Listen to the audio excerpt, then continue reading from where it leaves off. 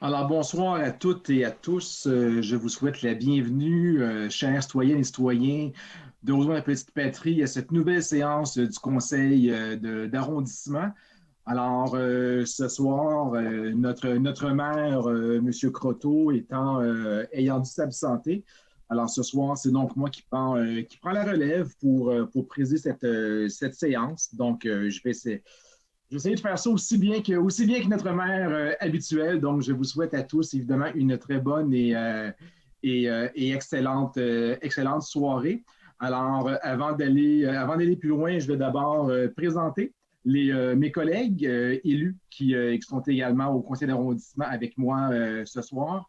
Donc, je vais commencer par la gauche de mon écran. Alors, Madame Stéphanie Watt, qui est la conseillère de ville au sein du district Étienne Desmarteaux. Bonsoir, Madame Watt. Bonsoir. Également, Monsieur François Limoges, qui est conseiller du district de Saint-Édouard. Bonsoir, Bonsoir, Monsieur le Monsieur. maire suppléant.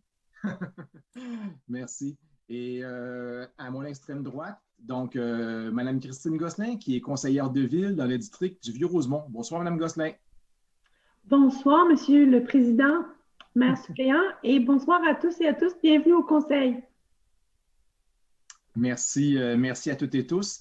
Alors, évidemment que nous ne sommes pas seuls, nous sommes également accompagnés de d'une équipe administrative très compétente avec nous, qui est dirigée par notre directeur d'arrondissement, M. Daniel Lafont, et je vais laisser M. Lafont présenter son équipe. Merci, M. Posé. Donc, ce soir, je suis en compagnie de Mme Simone Bonenfant, directrice à la relation avec les citoyens, services administratifs et greffes, M. Martin Savaria, directeur culture, sport, loisirs et développement social, Mme Guylaine Désiel, directrice au développement du territoire et des études techniques, Mme Catherine Rousseau, directrice à l'entretien de l'éclairage, signalisation et marquage, M. Hugo Napper, directeur des travaux publics, ainsi que M. Arnaud Saint-Laurent, secrétaire d'arrondissement. Merci, M. Lafont. Alors, je vais maintenant laisser la parole à M. Saint-Laurent pour les sujets d'ouverture.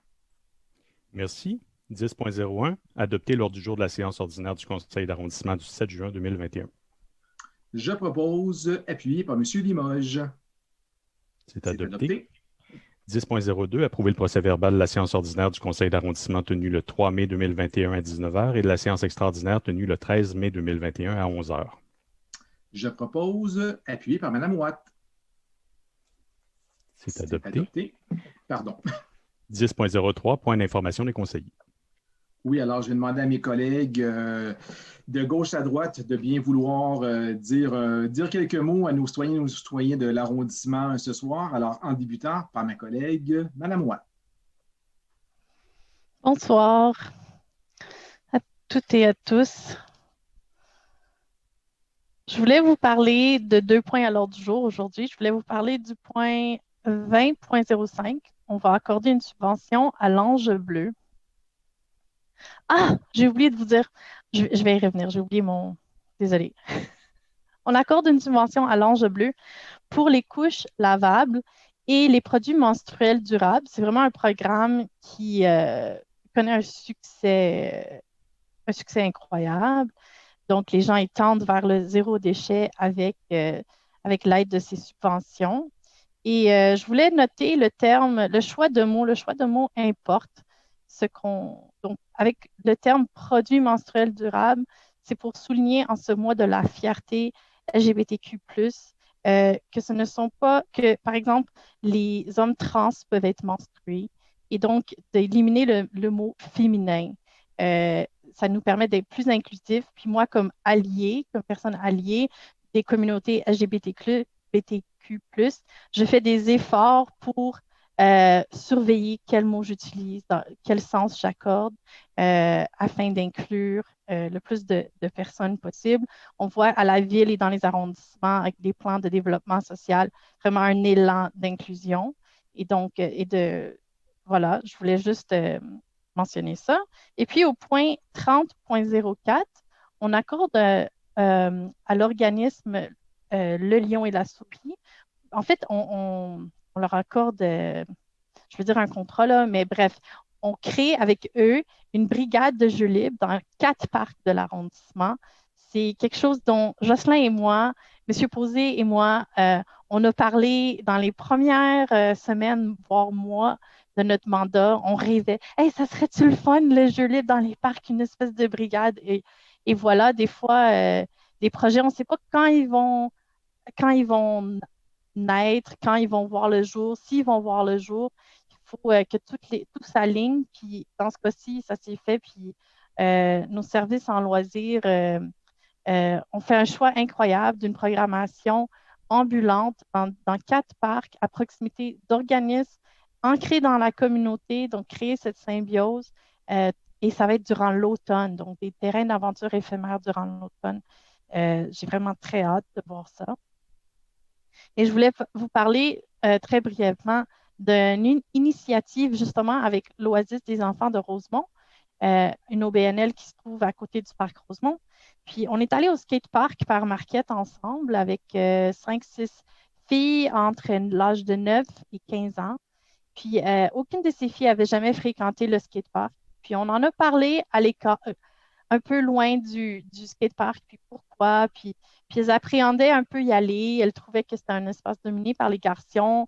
Elles craignaient de ne pas être assez bonnes parce que c'est il faut se le dire, une infrastructure incroyable qui ramène des gens de très haut calibre, des skateurs de grande expérience. Et on a décidé, elles ont décidé d'y aller à leur rythme. Et puis, après environ 30-40 minutes, elles sont revenues, puis on a discuté. Qu'est-ce qui fait que c'était comment finalement? Puis c'était très inspirant. Elles ont dit, une fois qu'on est dedans, ça va. Puis elles ont nommé 2 choses qui ont aidé à s'intégrer dans cet espace qui peut être très intimidant. De 1, qu'elles étaient une gang de filles. Ça l'a aidé. Et de 2, que les gens étaient de leur âge. C'était beaucoup moins intimidant que d'être avec des gens dans la vingtaine, par exemple. Donc, moi, je retiens de cette expérience plusieurs choses, mais ces 2 leçons-là, je pense que ça nous rejoint, nous, le caucus des élus, là, comment on voit les parcs puis les infrastructures qui s'y trouvent. Puis, je voulais juste vous faire part de ça. Puis, inviter, comme je le fais à chaque mois, j'avais oublié, là, je parle très longtemps, les femmes et les personnes de groupes minorisés, par exemple, les personnes handicapées, les personnes racisées, à prendre la parole, à nous poser des questions en ligne. C'est plus facile que jamais. La pandémie a permis ça. Et donc, on vous invite parce que vous êtes encore sous-représentés dans les instances participatives. Donc, voilà, l'invitation est lancée. Je vous remercie de m'avoir écouté et bon conseil. Je vous remercie beaucoup, Mme Watt, pour ce très généreux mot ce soir. Alors, je vais maintenant laisser la parole à notre collègue conseillère du Vieux-Rosemont, Mme Gosselin. Oui, merci. Alors, pour ma part, je voudrais attirer votre attention et vous parler du point qui est à la position 40.12 de l'ordre du jour. Parce que Rosemont, la petite patrie, ce soir, engage une révision en profondeur, en 2 phases, de son règlement d'urbanisme afin d'apporter des réponses concrètes aux enjeux de la transition écologique sur l'ensemble de son territoire. L'arrondissement a travaillé avec la firme Lemay pour dresser un portrait exhaustif des enjeux et des possibilités de verdissement, de développement de la canopée urbaine, de gestion des eaux de ruissellement et de déminéralisation du sol sur l'ensemble du territoire. Suite à ce travail de fond, nous adoptons ce soir une première série de modifications au cadre réglementaire de l'arrondissement touchant principalement le verdissement, la protection et la plantation d'arbres sur le domaine privé, la gestion durable des eaux pluviales, ainsi que le verdissement au sol lors de l'aménagement de stationnement. Alors, pour y arriver, nous préconisons l'aménagement de toits végétalisés dans le cadre de projets d'envergure, le resserrement des règles relatives à l'abattage et au remplacement d'arbres sur les domaines privés et publics, le rehaussement des exigences de plantation d'arbres dans les projets résidentiels et commerciaux et l'obligation d'assurer une diversité des essences. Le rehaussement aussi du verdissement au sol lors de l'aménagement de stationnement. Dans un deuxième temps, plus tard, nous allons miser sur une approche réglementaire par milieu de vie, par quartier spécifique, afin que les cibles et les mesures de transition écologique soient adaptées aux particularités de chacun des milieux de vie verts et actifs. Nous allons, par exemple, fixer un coefficient de biotope minimal plus élevé dans des secteurs en déficit de végétation et d'arbres, où les taux de minéralisation sont supérieurs à la moyenne, comme par exemple dans le secteur Marconi-Alexandra. Alors, vous aurez deviné que c'est une démarche en profondeur qui s'inscrit dans la durée. L'adoption en première lecture de la première tranche des modifications ce soir n'est qu'un premier pas. Alors, nous vous invitons à suivre le déploiement de cette ambitieuse réforme sur le temps. C'est un dossier colossal mené encore une fois de main de maître par notre direction du développement du territoire et des études techniques. Et je les remercie pour tout le travail qu'ils ont accompli. Je les remercie au nom là, de tous les citoyens et de l'avenir de Rosemont-la-Petite-Patrie. C'est vraiment très structurant comme changement réglementaire que nous amorçons ce soir. Alors, merci et bon conseil.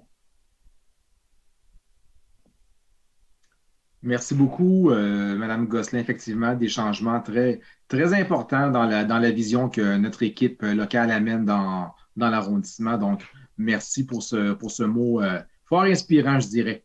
Maintenant, je passerai la parole à notre collègue, M. François Limoges.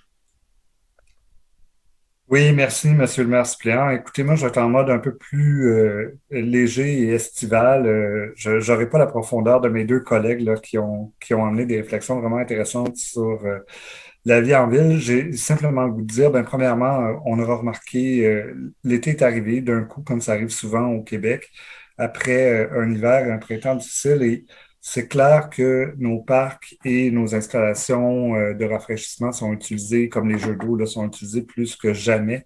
Puis j'ai le goût de réitérer à quel point on est chanceux d'avoir ces installations-là en ville. Vraiment, c'est des endroits où on peut vivre, s'épanouir, puis aller à l'extérieur, puis en profiter.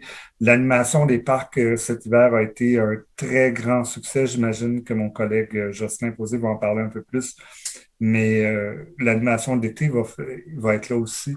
On fait le maximum pour que les parcs et les espaces publics soient utilisables et appréciés par toutes et tous.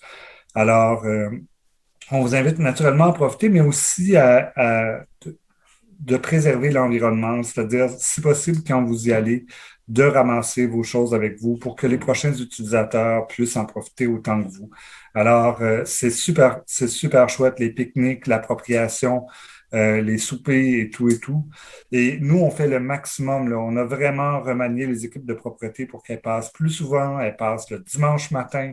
Alors, on a des cols bleus qui sont à pied d'œuvre, qui travaillent vraiment fort pour que les parcs soient le plus propre et le plus agréable à utiliser en tout temps.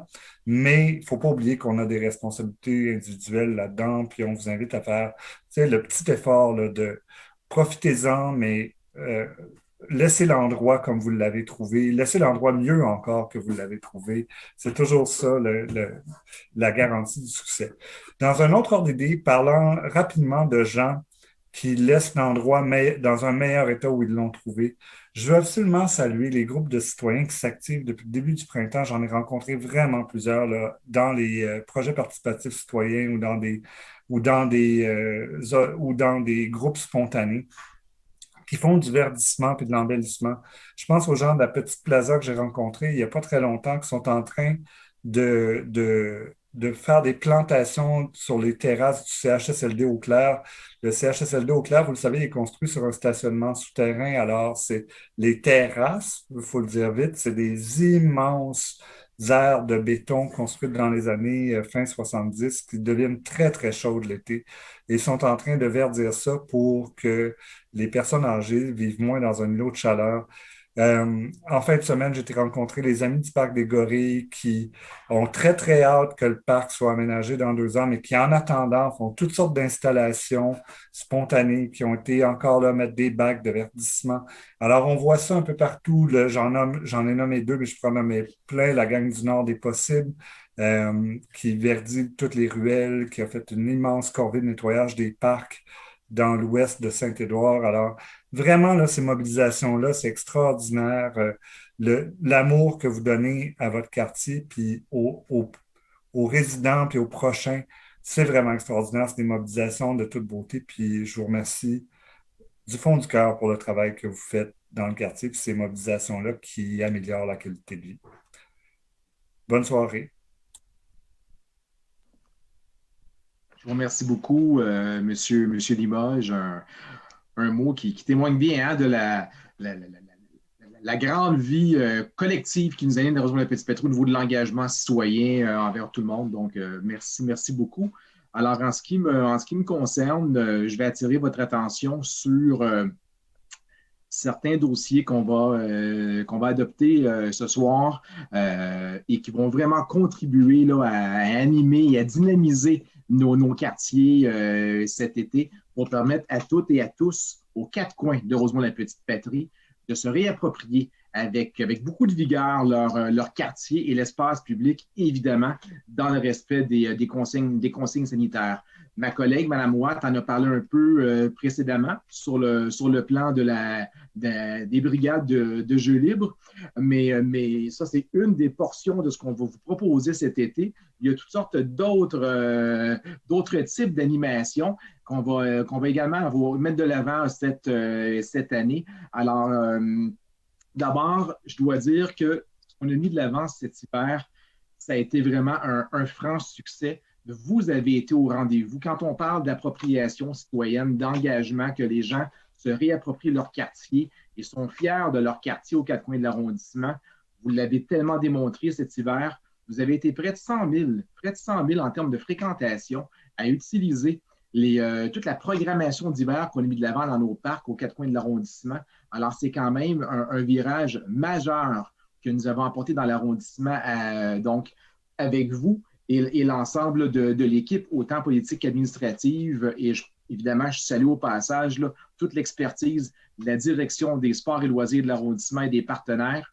Vraiment, ça a été un hiver magnifique et c'est fort de ce succès-là qu'on vous revient avec une programmation qui va être très riche et diversifiée, encore une fois, mais non seulement cet été, mais aussi cet automne, parce que les projets qu'on vous présente ce soir, en tout cas parmi ces projets-là, il va y en avoir qui vont être en opération à compter du 12 juin jusqu'au 31 octobre 2021, juste avant de prendre une courte pause là, avant le début de l'hiver pour reprendre les opérations dans les parcs en décembre pour l'hiver 21-22.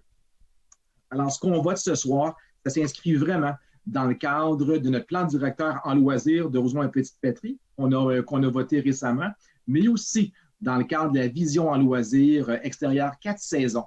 Un dossier qu'on pilote ensemble, ma collègue Stéphanie Watt et moi, depuis 2018.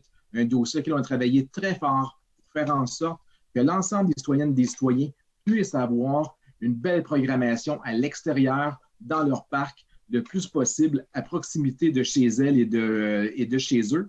Et évidemment qu'on n'a pas fait ça seul, on a fait ça en collaboration très étroite avec, encore une fois, la direction des sports et loisirs de l'arrondissement et nos organismes.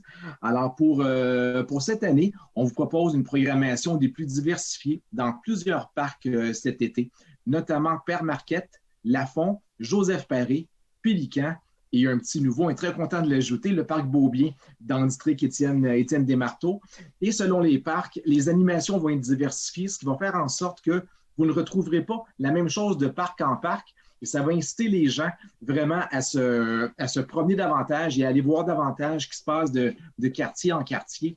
Alors, je ne passerai pas l'ensemble de tout ce qu'on va retrouver, mais il va y avoir des animations de jeux récréatifs, il va y avoir du prêt d'équipement gratuit, comme on avait cet hiver. Il va y avoir des aménagements de terrasses loisirs accessibles universellement. devant les chalets d'animation. Il va y avoir du jeu libre à la disposition des citoyens. Il va y avoir du cinéma en plein air à certains endroits, des jeux géants et plein d'autres animations surprises. Le tout avec l'expertise de nos incroyables partenaires que sont Loisirs du Centre Père Marquette, Loisirs récréatifs et communautaires de Rosemont, Services et loisirs Angus Bourbonnière, GAEP, le groupe uni des éducateurs naturalistes et professionnels en environnement, la Pépinière, En temps et lieu, et j'en passe. Et en plus de ces 5 parcs-là, on aurait également d'autres animations spontanées, sporadiques à différents endroits, dans d'autres parcs, tels que le parc de Gaspé, Madeleine-Gagnon, Louisiane, Sainte-Bernadette, Rosemont et Saint-Émile. Le but étant vraiment d'aller rejoindre l'ensemble des gens le plus possible à proximité de chez eux, toujours dans l'esprit de la transition écologique de notre arrondissement. Donc, la fameuse vision d'avoir tous les services à proximité de chez soi à 500 mètres. Donc, en terminale, notre équipe a vraiment tenu à ce qu'il y en ait pour tous les goûts sur tout le domaine public, tant pour les enfants que les adultes et les aînés. On est vraiment très fiers de ce qu'on vous propose cet été et cet automne. Et en plus, toute cette programmation-là, ça va être dans plusieurs parcs qui sont aux abords d'artères commerciales locales qui contribuent eux aussi à soutenir nos commerces de proximité. Alors, la pandémie a démontré à quel point le loisir est un service essentiel. Il joue un rôle fondamental dans la vie des gens et comme moteur de développement des quartiers. Et c'est exactement dans ce sens-là que notre équipe agit pour vous offrir un été et un automne animés à proximité de chez vous. Alors, voilà en ce qui me concerne. On va maintenant passer à la période des questions du public. Je vais appeler la première question. C'est une question qui nous provient de Mme Sophie Naval. Et la question est la suivante. Serait-il possible de mettre des bacs collectifs de récupération de verre pour éviter que ce dernier se retrouve le long des trottoirs et des routes, ce qui, 1, crève les roues des vélos et 2, empêche le recyclage d'un matériau à 100% recyclable? En effet, même si nous le mettons dans notre bac de recyclage, il arrive impur, donc non recyclable, ou n'arrive pas du tout. C'est dommage. Des grands bacs enfouis au coin de rue serait une avancée vers un zéro déchet. La même chose pourrait être faite pour le papier. Alors, on vous remercie beaucoup, Mme Naval, pour votre question.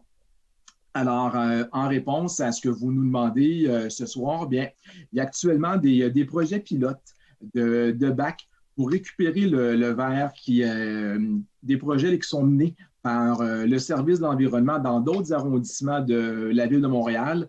Alors, ce que nous, on s'engage à faire, c'est de faire cheminer votre demande vers ce service-là. Et puis, on va suivre le dossier avec vous.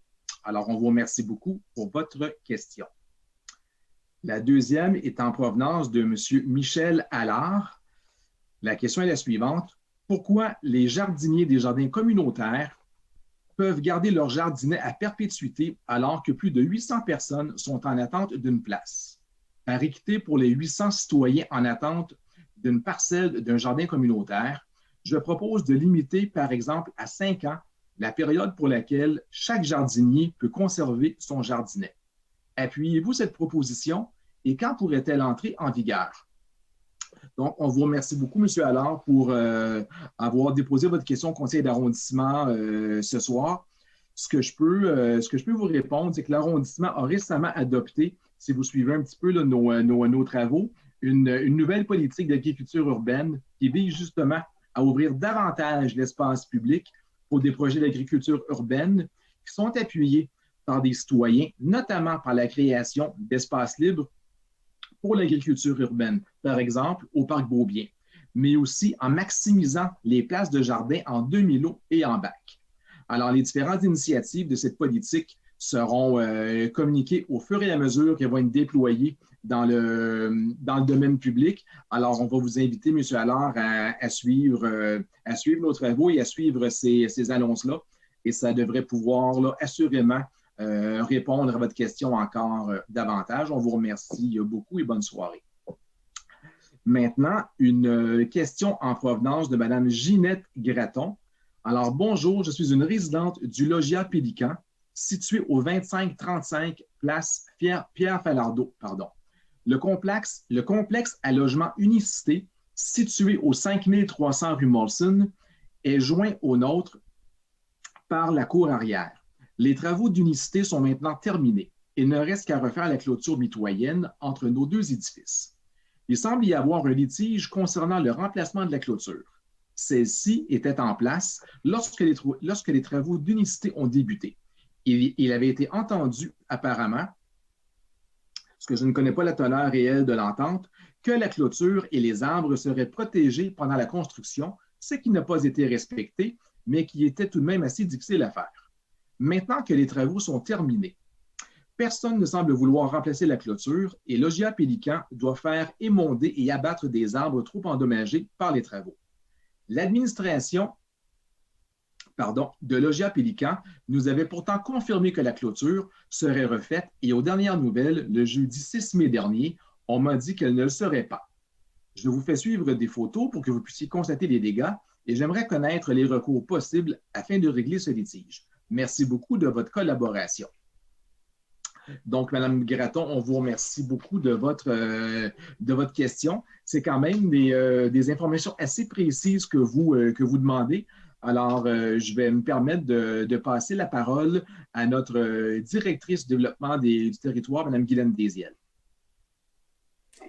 Oui, bonsoir, Mme Gratton. En fait, cette clôture ne faisait pas partie là, du plan d'aménagement paysager approuvé par notre direction parce qu'elle n'était pas requise par la réglementation d'urbanisme nécessairement.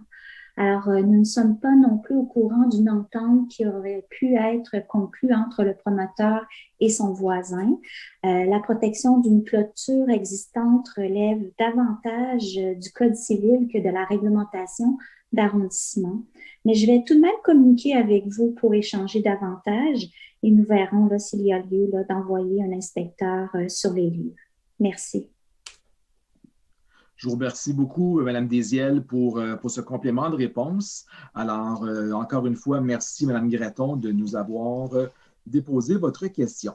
Alors, la question suivante est en provenance de M. Éric Martel et ça va comme suit. En 2019, il y a eu un réaménagement de la piste cyclable de la rue Saint-Dominique entre la rue Beaubien et Bellechasse, où j'habite.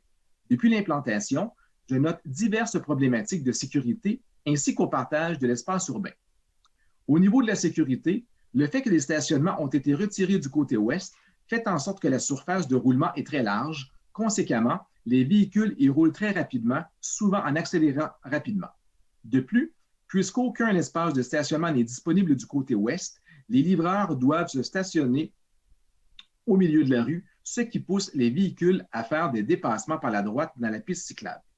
De plus, je vois fréquemment des véhicules dépasser à toute vitesse des véhicules plus lents en utilisant la piste cyclable.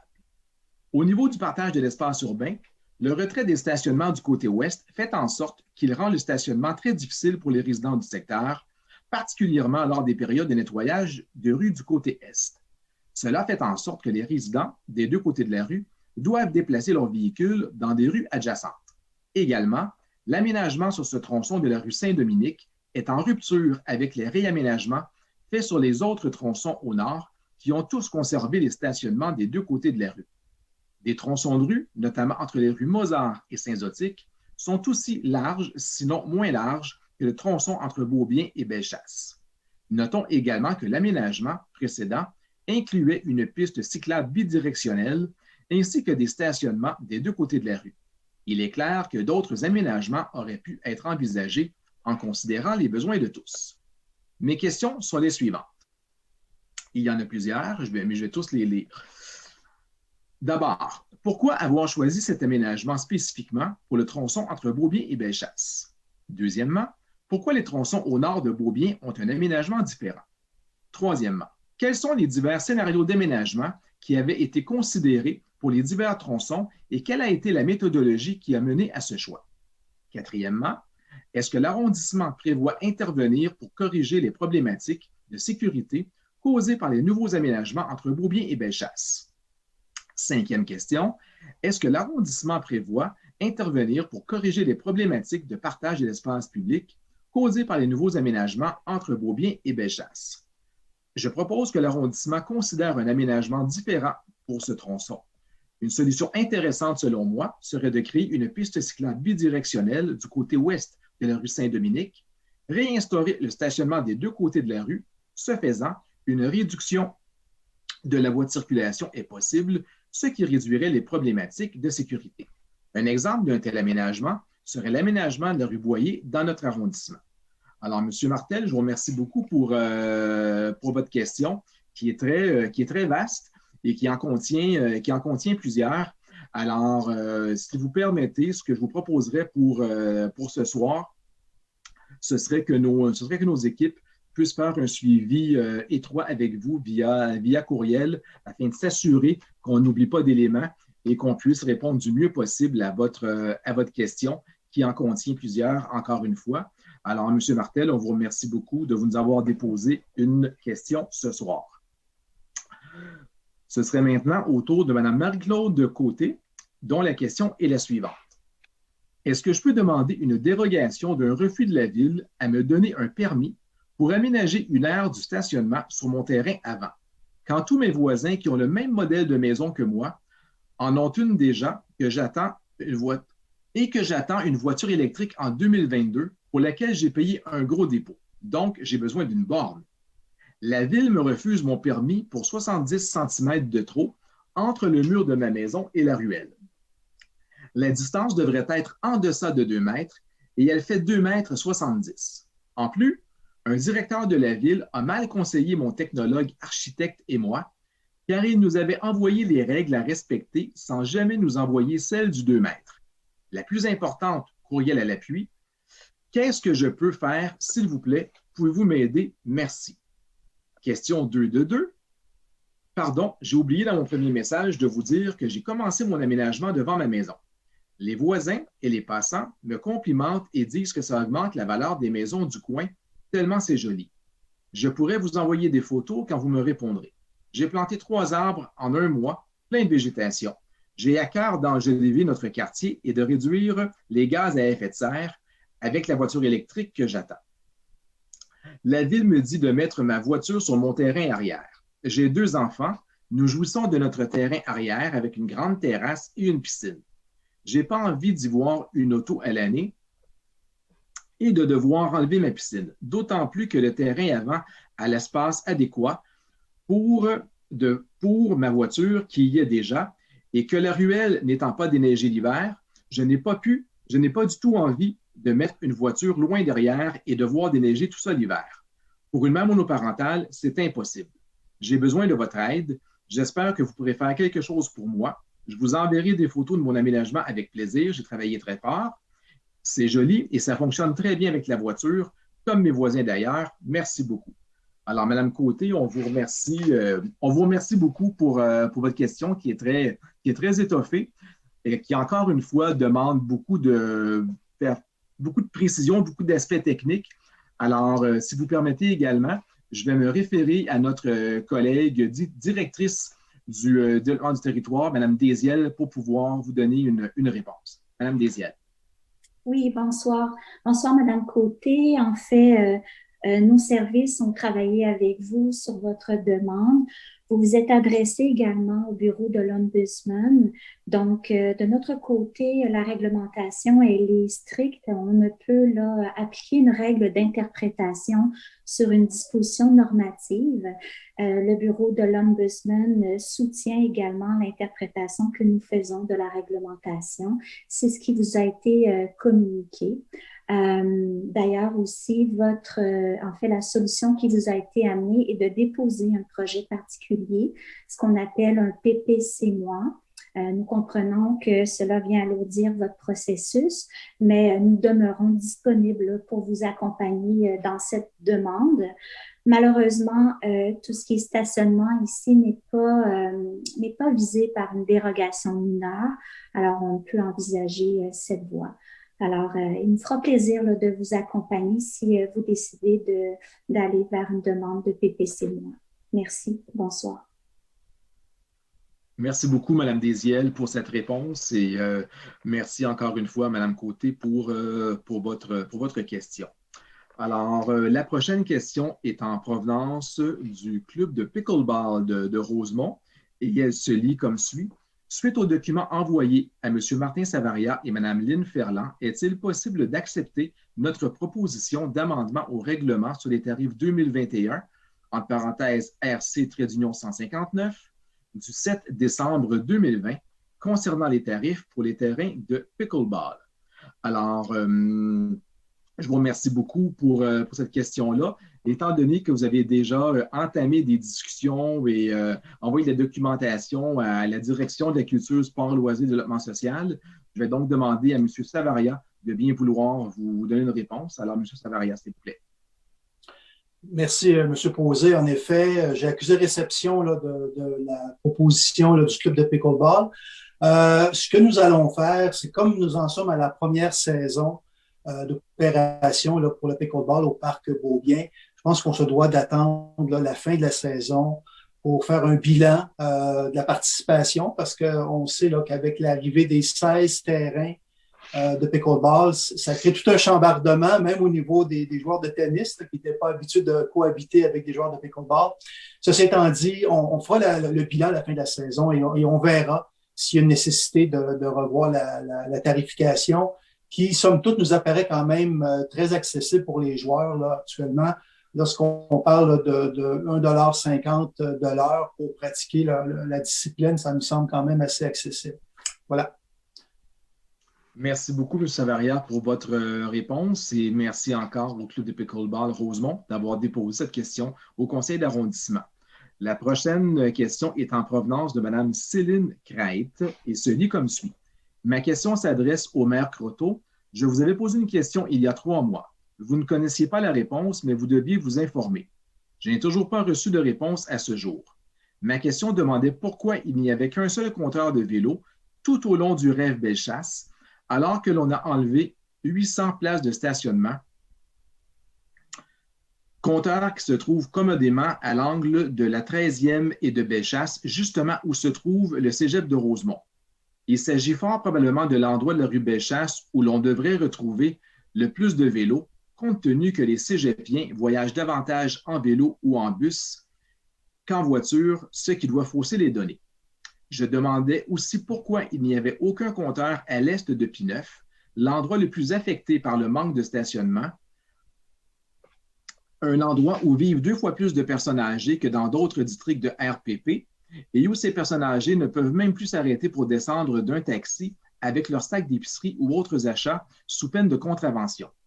À quand plusieurs compteurs à l'est de Pineuf pour comptabiliser le nombre réel de vélos sur le rêve Bellechasse, particulièrement l'hiver, pour justifier avec des chiffres à l'appui la pertinence ou non de remettre les stationnements, du moins d'un côté, si un nombre infime de vélos comptabilisés ne justifie pas cette perte d'espace de stationnement.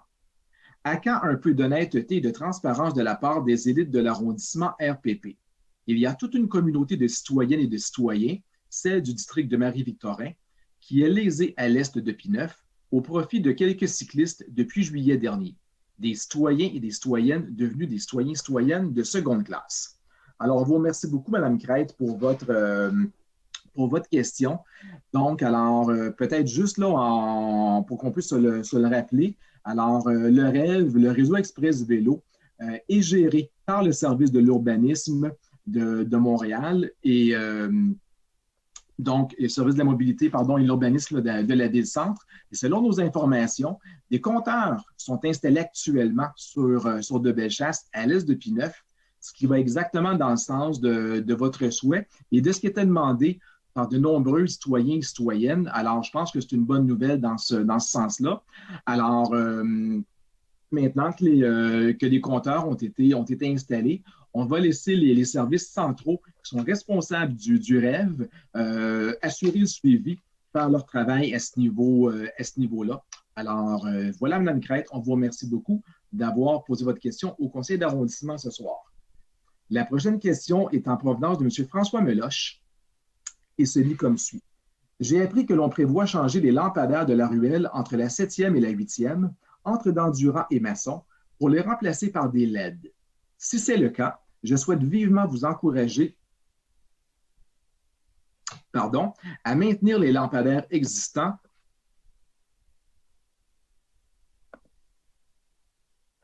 Je m'excuse, j'ai un problème technique. Je vais reprendre la question. Donnez-moi un petit moment, s'il vous plaît.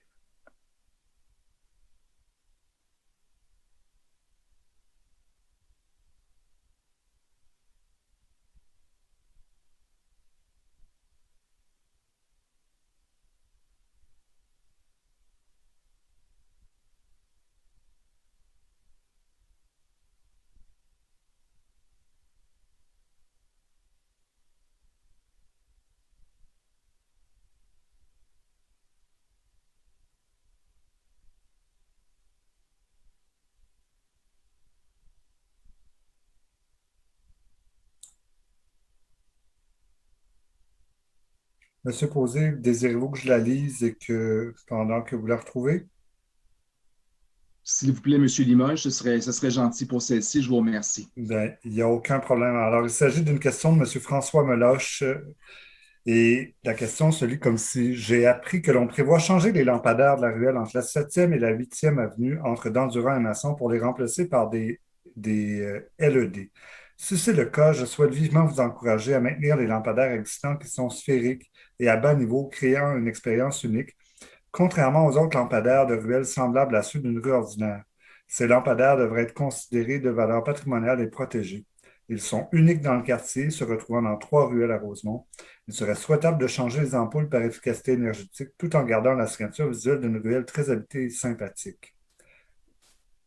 Alors, est-ce que je vais me permettre, Monsieur le maire suppléant, de transmettre la question à nos services, à M. Lafont, qui pourra peut-être simplement dire, il n'y a pas vraiment de suivi à faire, c'est une suggestion, mais peut-être M. Lafont peut nous dire si la suggestion est entendue. Merci. Ben, oui, effectivement, on entend bien la recommandation. Comme vous pouvez l'imaginer, en fait, le programme de conversion au LED n'est pas géré par l'arrondissement. Il vise l'ensemble des 19 arrondissements de la Ville de Montréal. Donc, il nous fera plaisir de transmettre la requête de monsieur aux services concernés à nos collègues de la Ville-Centre, de façon à ce qu'ils puissent peut-être en tenir compte et communiquer du moins avec monsieur pour nous donner des explications et aussi la portée du projet, à savoir s'il y a reconversion ou pas dans les ruelles. Je vous remercie beaucoup, M. Lafont, pour cette réponse. Merci, M. Limoges, d'avoir pris la relève, alors j'ai un petit problème technique. Et merci, M. Meloche, d'avoir posé cette question-là ce soir au conseil d'arrondissement. On va poursuivre avec une question en provenance de Mme Nathalie Leduc et qui se lit comme suit. J'aimerais que l'on m'explique la notion de limite de propriété qui se trouve dans le règlement sur le bruit. Mon dossier en cours est le numéro, et je ne lirai pas le numéro là, pour l'aspect de la confidentialité.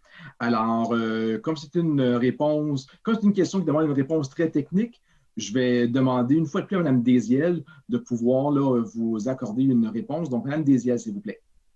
Oui, bonsoir, Madame Leduc. Effectivement, le règlement sur les nuisances ne définit pas là, la notion de limite de propriété, mais cette notion réfère aux limites telles qu'identifiées au cadastre du Québec.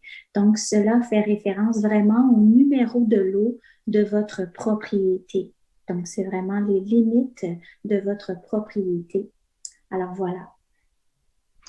Je vous remercie beaucoup, Mme Désiel, pour cette réponse et merci encore, Mme Leduc, d'avoir porté cette question-là à la connaissance du conseil d'arrondissement. La question suivante est en provenance de M. Pierre-Luc Girard-Loriot et se lit comme suit. Guidé par le maire, l'arrondissement présente la lutte au changement climatique comme ligne directrice de plusieurs de ses politiques. Je partage le sentiment d'urgence d'agir sur ce problème. Réduire les déchets est un pas important de la lutte au changement climatique. L'arrondissement soutient plusieurs initiatives de réduction de déchets, mais je trouve qu'on évite d'attaquer le problème de front en agissant directement sur les principaux producteurs de déchets. Pourquoi n'y a-t-il aucune mesure pour limiter les restaurants qui utilisent de la vaisselle jetable en salle à manger et qui produisent d'énormes quantités de déchets? Pourquoi continue-t-on de tolérer que ces établissements utilisent gratuitement le domaine public pour entreposer ces déchets? Alors, on vous remercie beaucoup pour votre question. Donc, je pense que M. Limoges aurait une réponse ou des éléments de réponse pour vous. M. Limoges. Oui, bien sûr. Ben, merci, M. Gérard Loriot, pour votre question. Vous savez, c'est toujours un plaisir d'échanger avec vous lors du conseil d'arrondissement. Vous avez raison, c'est des réflexions qui méritent d'être analysées beaucoup plus en profondeur. Il y a plusieurs avenues qui peuvent être envisagées. Là, il y a, entre autres, puisqu'il y a une table de concertation sur la propreté qui va comprendre les acteurs du milieu et les fonctionnaires municipaux qui va se réunir et se pencher va pouvoir commencer à regarder les solutions possibles et nous faire des propositions concrètes en conséquence. Vous savez, on a aussi lancé récemment une campagne de sensibilisation pour encourager les citoyens à rapporter leurs déchets, à les trier à la maison, pour maintenir des espaces publics propres. Il y a l'initiative Zéro déchet pour les commerçants qui a été mise en place en 2020 et en collaboration avec le Jour de la Terre, qui vise justement à accompagner les commerçants dans le déploiement de bonnes pratiques de réduction et de gestion de leurs déchets. Et pour les enjeux plus réglementaires, c'est des enjeux, effectivement, qu'on va devoir réfléchir dans les prochaines années. Entre autres, la question des conteneurs, est-ce qu'on veut continuer avec la réglementation actuelle? Ce sont de bonnes questions. Je n'ai pas de réponse précise à vous donner ce soir, sinon de vous dire que c'est une conversation qui a lieu à l'intérieur des services, c'est une conversation qui a lieu dans la société aussi, et c'est une conversation qui va devoir effectivement déboucher sur des réflexions beaucoup plus concrètes assez rapidement. Alors, merci beaucoup, M. Limoges, pour cette réponse élaborée et merci encore, M. Gérard Loriot, pour votre question. La prochaine est en provenance de Mme Sophie Rose et se lit comme suit. Bonjour. J'aimerais avoir un suivi sur la requête numéro que je ne nommerai pas pour la confidentialité. Quelle est la décision qui a été prise pour cette requête? Plusieurs parents de l'école Saint-Émile se sont joints à moi afin d'ajouter un arrêt au coin des rues Rivier et Davidson. Nous souhaitons que cette requête soit prise en compte et concrétisée pour la rentrée scolaire 2021-2022. La sécurité de nos enfants est importante pour nous et cette signalisation sécuriserait le passage piéton lorsque la brigadière est absente et en dehors des heures d'école. Merci de prendre en considération notre demande. Sincères salutations. Alors, merci beaucoup pour cette question. Alors, cette requête, justement, est visée par la phase 1 d'implantation des nouveaux panneaux d'arrêt pour cette année, pour 2021. Et vous serez heureuse d'entendre que tout sera mis en place justement avant la rentrée scolaire. Et selon les informations là, qu'on dispose, vous devriez avoir été contacté à ce sujet-là. Alors, peut-être là, vérifier des fois un courriel ou quelque chose, mais normalement, on nous indique qu'on devrait avoir communiqué avec vous, mais quoi qu'il en soit, la bonne nouvelle, c'est que ça devrait être en place avant la rentrée scolaire. Alors, je pense que vous aurez une belle nouvelle à partager à l'ensemble des gens de l'école. Madame Rose, on vous remercie pour votre question. La prochaine est en provenance de M. Claude Leboeuf. Bonjour. Ma question s'adresse à M. François Limoges et François Croteau. Des changements de sens de circulation sont prévus dans les mois à venir dans la zone entre les rues Clark et Avenue du Parc et entre les rues Beaumont et Beaubien.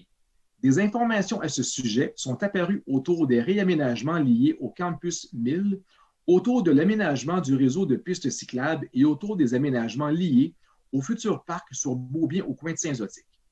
Pour éclairer ma question, je veux rappeler que notre zone est fortement enclavée au nord et au sud, par 2 voies ferrées. À l'ouest, par l'avenue du Parc et par une voie ferrée. Et vers l'est, aucun trajet ne se poursuit en ligne droite parce que les rues sont décalées. Conséquence, en temps normal, la circulation automobile est difficile. Cependant, les automobilistes d'ailleurs n'utilisent pas nos rues comme zone de transit. Ma demande est la suivante. Que l'arrondissement distribue une information écrite aux portes de notre zone, décrite plus haut, pour avertir tous les résidents et entreprises de ces réaménagements qui les affecteront directement, que, après la distribution de cette information, une séance soit convoquée précisément à ce sujet pour un échange avec notre population avant le début de ces travaux. Merci. Alors, on vous remercie beaucoup pour votre question et je vais laisser la parole à M. Limoges. Oui, bonjour, Madame Leboeuf. Alors, effectivement, oui, vous avez raison. Dans votre description du secteur, La décision, le réaménagement, ce qu'il faut savoir, là, c'est que le réaménagement du secteur Marcoli, Alexandra, est piloté non pas par l'arrondissement, mais par le service de la mobilité à la ville-centre. Et justement, vous demandez une séance d'information. La bonne nouvelle, c'est qu'il y en aura une qui va être prévue le 29 juin prochain. Et oui, il y aura une période de questions des citoyens à ce moment-là. Alors, j'y serai, je vous invite à y être et vous pourrez faire valoir effectivement vos réserves et votre opinion sur ce projet-là. Et moi, ça me fera plaisir de vous entendre à ce moment-là aussi, mais une telle consultation est prévue, c'est le 29 juin. Merci beaucoup, M. Limoges, pour cette réponse. Et Mme Leboeuf, merci pour votre question. Et vous m'excuserez, j'avais indiqué M. Claude Leboeuf d'entrée de jeu. Donc, alors, merci, Mme Leboeuf. Donc, la question suivante est en provenance de Mme Mélissa Hébert et elle se lit comme suit. Quelles sont les prochaines étapes pour la traverse de Rosemont du parc Père Marquette suite aux travaux d'exécution par FNX Innov? Alors, une fois de plus, je vais laisser la parole à mon collègue, M. Limoges. Bonjour, Mme Hébert. Alors, merci pour votre question. Effectivement, c'est vous qui avez mobilisé par une énorme pétition l'an dernier et qui avez soulevé le quartier avec cette question-là. Ça faisait longtemps qu'on y travaillait, mais ça a vraiment été un redéclencheur. J'ai une bonne nouvelle pour vous ce soir, une bonne nouvelle pour moi aussi et pour tout le monde, en fait. L'appel d'offres est en cours. Donc, si le calendrier va bien et qu'il n'y a pas d'enjeux légaux, parce que ça arrive des fois qu'il y a un appel d'offres, qu'il y a des candidatures, qu'il y a des pépins, mais on espère qu'il n'y en aura pas. Alors, l'octroi est prévu en juillet pour un début des travaux au mois d'août. Donc, effectivement, ça devrait arriver assez rapidement pour le grand bonheur mais véritablement tout le monde dans le quartier. Alors, merci pour votre question. J'espère que la réponse vous rend aussi heureuse qu'elle me rend heureux. Alors, merci beaucoup, M. Limoges, pour cette réponse et merci, Mme Hébert, d'avoir porté votre question au conseil d'arrondissement ce soir. La prochaine question est en provenance de Greg et se lit comme suit. Quand est-ce que vous prévoyez faire les travaux de pavage dans la ruelle semi-privée sur le lot numéro, que je vais appeler confidentiel, qui se trouve derrière les adresses 1850 et 1844 des Carrières, accès rue Cartier? Le dossier est en attente depuis maintenant 7 ans. Nous avons même dû ouvrir un nouveau dossier, référence numéro que je ne nommerai pas. Cela devient vraiment un problème avec la poussière, l'affaissement, les graviers et en conséquence nos enfants qui se blessent car c'est devenu dangereux. Je vous remercie beaucoup pour votre question. Alors, je vais laisser Mme Désiel pouvoir vous donner certains éléments de réponse. Alors, Mme Désiel, s'il vous plaît. Oui, bonsoir. En fait, je ne connais pas ce dossier, donc nous allons effectuer une visite terrain pour constater l'état de la ruelle et voir auprès de notre expertise en ingénierie le suivi qui est à réaliser. Puis, c'est certain qu'on se doit d'inscrire cela dans une planification, regarder les budgets disponibles. Donc, nous allons contacter le citoyen suite à cette visite terrain. Merci beaucoup, Mme Désiel, pour cette réponse. Alors, Greg, on vous remercie beaucoup d'avoir porté cette question-là à notre attention ce soir. La prochaine est en provenance de Mme Julie Potvin et se lit comme suit. Je voudrais savoir quels travaux seront entrepris cette année afin d'apaiser la circulation sur la 13e avenue. J'ai communiqué avec l'arrondissement à quelques reprises à ce sujet par le passé. Bien que la limite de vitesse soit fixée à 30 km/h, c'est une très minorité d'automobilistes qui la respectent, en particulier entre Beaubien et Rosemont, où la chaussée très large n'encourage pas à la modération. Ce problème est accentué par une circulation considérablement accrue depuis l'implantation d'un sens unique vers l'ouest sur Bellechasse. La 13e est ainsi devenue une voie de contournement de Saint-Michel. C'est aussi le cas pour la petite rue de l'Ukraine. Je suis on ne peut plus ravi de la voie cyclable. Là n'est pas la question. Mais sur ce segment de la 13e avenue, loge une maison de retraite, 2 garderies, un joli parc rénové à grands frais et très populaire et une école. L'ajout d'un panneau d'arrêt l'automne dernier au coin de la rue de l'Ukraine n'a rien changé. Donc, qu'en est-il des possibles saillies de trottoirs et de la voie cyclable unidirectionnelle projetée sur la 13e? Peut-on au moins envisager des dos d'âne conséquents et un panneau indicateur de vitesse en attendant? Bref, qu'avez-vous projeté pour accroître la sécurité sur la 13e avenue cette année? Merci. Alors, merci beaucoup, Mme Potvin, d'avoir porté à notre attention cette question-là. Et on a eu des discussions à ce sujet avec vous par le passé. Et on vous remercie aussi de nous avoir sensibilisés vraiment aux enjeux de sécurité sur la 13e avenue. Des saillies seront notamment ajoutés au coin de la 12e et de la rue de l'Ukraine. Et nous rappelons que la 13e avenue fait partie aussi du réseau artériel. Donc, c'est la ville-centre qui est responsable de l'aménagement des dos d'âne ou des saillies. Et la sécurisation, évidemment, du secteur demeure une importante préoccupation pour notre équipe. Et on vous remercie encore une fois de porter ces enjeux à notre attention. Et on va continuer à travailler ensemble avec vous et avec la Ville-Centre pour pouvoir bien solutionner le tout à la satisfaction de toutes et tous. Donc, merci, Mme Potvin. La prochaine question est en provenance de M. Guillaume Archambault-Lelièvre et se lit comme suit. Monsieur le maire, mesdames et messieurs les conseillères et les conseillers, nous sommes nouvellement propriétaires d'un duplex sur la rue Chabot, côté ouest, où se trouve depuis quelques années une piste cyclable 4 saisons permettant de rejoindre le réseau vert et le rêve Bellechasse, entre autres. Nous devons refaire la toiture et avons sélectionné notre entrepreneur pour ce faire. Le permis associé à ces travaux nous a été remis en mai au coût de 161,11 $.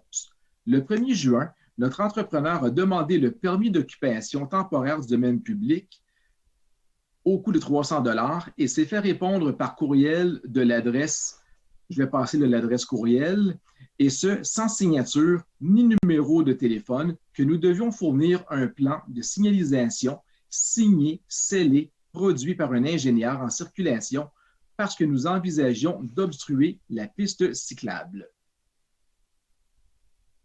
Nous avons tenté d'obtenir plus d'informations, réglementations, exigences de la ville, etc., sur le site de l'arrondissement et auprès du 311, sans succès, puis auprès du bureau d'arrondissement de Mme Watt, toujours sans succès. Nous avons contacté notre entrepreneur ainsi qu'une firme d'ingénieurs qui produit ce genre de plan et nous avons appris que les coûts, selon les exigences de la ville, pourraient être de 450 $ à 1450 $, évidemment, plus les taxes. Nous sommes disposés naturellement à faire nos travaux de façon sécuritaire pour tous et souhaitons respecter la réglementation en place. Nous sommes aussi convaincus qu'il est urgent de réaménager la ville en faisant plus de place au transport actif et utilisons nous-mêmes le vélo comme moyen de transport en ville. Face à cette situation, nous aimerions poser les questions suivantes au conseil d'arrondissement. Est-il approprié de refiler les coûts additionnels découlant du détournement mineur d'une piste cyclable aux propriétaires riverains et par la force des choses aux locataires, qui ne sont pourtant pas les seuls à profiter de la présence de cette piste cyclable dans le quartier?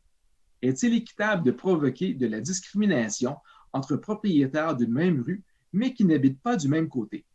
Serait-il possible pour la Ville de mettre à la disposition des demandeurs de permis des plans de signalisation standards adaptés aux différents types de voies et évitant ainsi aux propriétaires riverains de débourser chacune des sommes importantes pour faire réaliser des plans similaires, voire identiques les uns après les autres, en vous remerciant à l'avance de bien considérer cette demande. Alors, on vous remercie beaucoup d'avoir porté à notre attention cette question-là. Donc, je vais demander à notre directrice du développement du territoire, encore une fois, Mme Désiel, de bien vouloir vous accorder une réponse. Mme Désiel. Oui, bonsoir, M. Archambault-Lelièvre. En fait, le fait d'occuper une voie cyclable demande effectivement de soumettre un plan signé par un ingénieur parce que vous venez, en fait, interrompre ici, même fermer cette voie cyclable.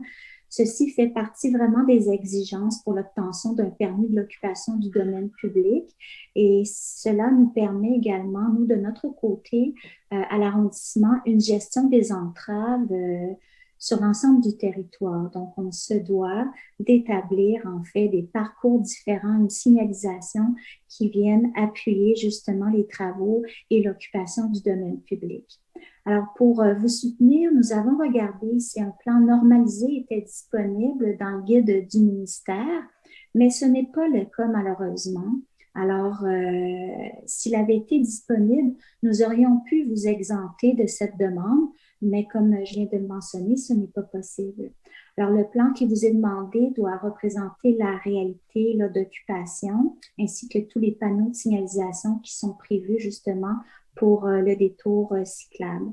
En fait, c'est vraiment chaque entrepreneur qui est maître d'œuvre et responsable de son chantier. Donc, c'est vraiment une exigence là, pour l'ensemble des interventions sur le domaine public. Puis, pour nous assurer plutôt le maintien d'une circulation. Nous demeurons disponibles pour bien vous conseiller là, dans cette démarche. Alors, n'hésitez pas à nous interpeller. Merci. Merci beaucoup, Mme Desiel, pour cette réponse et merci, M. Archambault-Lelièvre, d'avoir adressé cette question.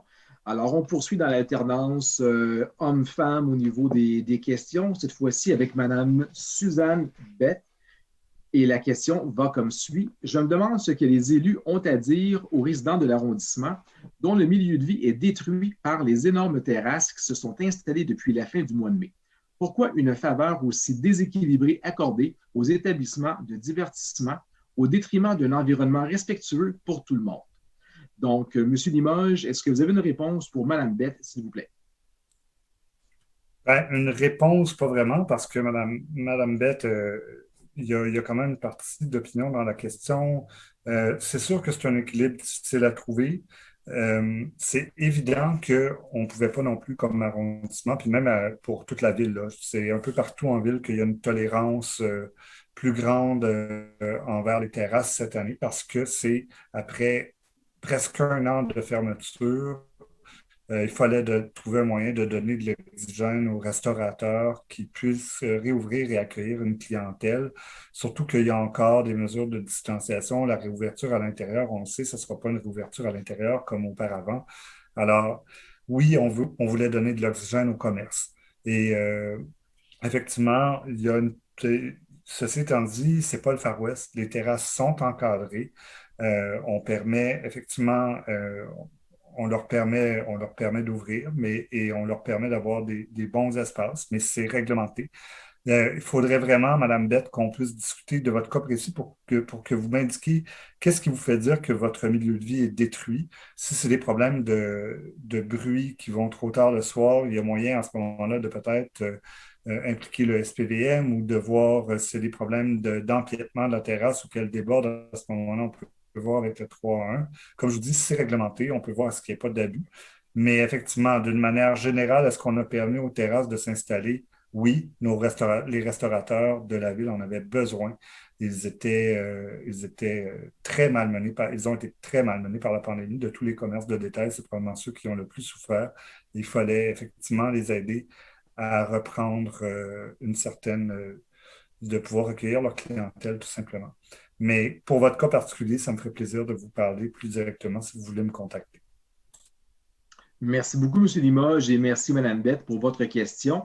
La suivante nous provient de M. Jonathan Lalande et se lit comme suit. En février dernier, le conseil d'arrondissement de Rosemont-la-Petite-Patrie annonçait la construction de feux de circulation sur le boulevard Rosemont pour sécuriser les piétons qui circulent entre les différents secteurs du parc Père Marquette. Est-ce qu'un membre du conseil pourrait nous informer de l'avancement de ce projet et nous dire à quel moment la construction devrait commencer? Merci. Alors, une fois de plus, il s'agit d'une question dans le district de mon collègue, M. Limoges. Alors, je vais vous demander de bien vouloir donner un élément de réponse, s'il vous plaît. Oui, bien effectivement, merci, M. le maire suppléant. Bien, j'ai déjà donné la réponse à Mme Hébert qui avait posé la même question, mais je vais la redonner parce qu'il y a des plaisirs comme ça qui se savourent. Il y a des gens qui s'enthousiasment pour les victoires du Canadien en ce moment. Moi, c'est pour les appels d'offres qui permettront des feux de circulation à l'intérieur du parc Père Marquette. Alors, si tout va bien, parce que à la ville, des fois, les choses ne se passent pas telles que planifiées. Si tout va bien, ouverture des soumissions le 11 juin. Si tout va bien, octroi du contrat au CA de juillet et les travaux débuteraient au mois d'août. Et pour moi, ça vaut plus que n'importe quelle série, n'importe quelle victoire du Canadien en série. Ce feu de circulation-là, c'est vraiment mon bonheur de l'été. Merci beaucoup, M. Limoges, et merci également, M. Lalande, pour votre question. La suivante est en provenance de Mme Lisa Kinsa et se lit comme suit. Bonjour, mon cas est le suivant. Alors, il y a un numéro de requête que je ne nommerai pas ici. Nouvellement propriétaire depuis le 28 avril 2021, je reprends le cas de l'ancien propriétaire concernant un puisard défectueux depuis plus d'1 an devant mon entrée de garage. Je viens de payer la moitié de mes taxes municipales, mais je ne peux pas utiliser mon entrée de garage depuis que je suis propriétaire, dû au grand trou qui a été fait par la ville il y a au moins 3 semaines. Depuis, plus rien à part un énorme trou. Ce problème dure depuis plusieurs mois et j'ai appris que du béton allait être posé au courant de la semaine prochaine. J'aimerais savoir s'il ne serait pas possible de déplacer le puisard plutôt que de le laisser devant mon entrée de garage. En effet, le problème reviendra puisque mon véhicule roulera sur ce puisard à chaque fois que je déplacerai ma voiture. Merci d'avance, Lisa Kinza. PS, je vous ai fait joindre des photos par email. Alors, je vous remercie beaucoup pour votre question et je vais demander à notre directeur, cette fois-ci, des travaux publics, M. Hugo Napper, de bien vouloir vous donner des éléments de réponse. Alors, M. Napper, s'il vous plaît.